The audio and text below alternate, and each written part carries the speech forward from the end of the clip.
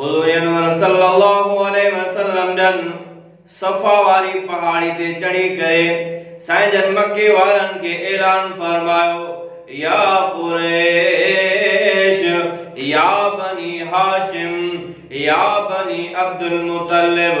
साईं जन पांजे रिश्तेदारन के सर फरमायो। हुज़ूर अकरम सल्लल्लाहु अलैहि वसल्लम जन फरमायो, ए मक्के जा रईसो, मक्के जा सरदारो, जेकर मां तव्हां खे चवां इन सफ़ा वारी पहाड़ी जे पुठियां हिकिड़ो लश्कर आहे जेको तव्हां खे तबाह ऐं बर्बाद करे छॾींदो, तव्हां इन ॻाल्हि ते यकीन रखो था कि न?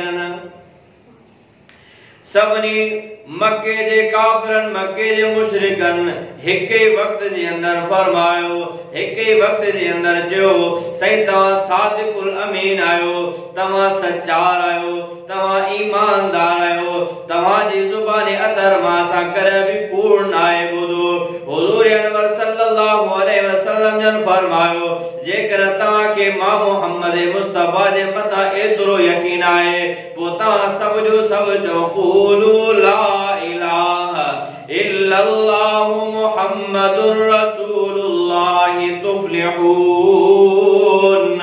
तव्हां सब जो सब ला इलाहा इल्लल्लाह पढ़ो, कलमो पढ़ो, तव्हां सब जो सब कामयाब थींदो। मक्के जे मुशरिकन, मक्के जे सरदारन जेको पहिरियां 5 मिनट अॻ में चयनि, साईं तव्हां सच्चार आहियो, तव्हां अमानतदार आहियो, हिक ई वक्त में फिरी विया। छो त उन्हनि खे मालूम हुयो ला इलाहा इल्लल्लाह, अल्लाह खां सवाइ कोई माबूद कोन्हे को, अल्लाह खां सवाइ कोई हाजत रवा कोन्हे को, अल्लाह खां सवाइ कोई मुश्किल कुशा कोन्हे को। उन्हनि खे मालूम हुयो त लात भी मन जेको आहे मुश्किल कुशा न आहे, कई बुत मुश्किल कुशा न आहिनि, मुश्किल कुशा जेकर आहे त फ़क़त अल्लाह जी ज़ात आहे। सुभान अल्लाह, मुहम्मद अल्लाह जो रसूल। हुज़ूर अनवर सल्लल्लाहु अलैहि वसल्लम जन जो चाचो आहे अबू लहब, अल्लाह जे रसूल के फरमाए, अल्लाह जे रसूल के चई, सही तव्हां इन जे करे असां के सॾ कयो आहे जो तव्हां असां के कलमे जी दावत ॾियो, असां अबे ॾाॾे के छॾे करे तव्हां जे पुठियां लॻूं। उन साईं जे शान जे अंदर गुस्ताखी वारा लफ्ज ॻाल्हाया। अल्लाह तबारक व तआला कुरान शरीफ जी आयत नाज़िल फरमाई, सूरत नाज़िल फरमाई, तब्बत यदा अबी लहब व तब मा अगना अन्हु मालुहु व मा कसब सयस्ला नारन ज़ात लहब व इम्रअतुहु हम्मालतल हतब फी जीदिहा हब्लुम मिन मसद।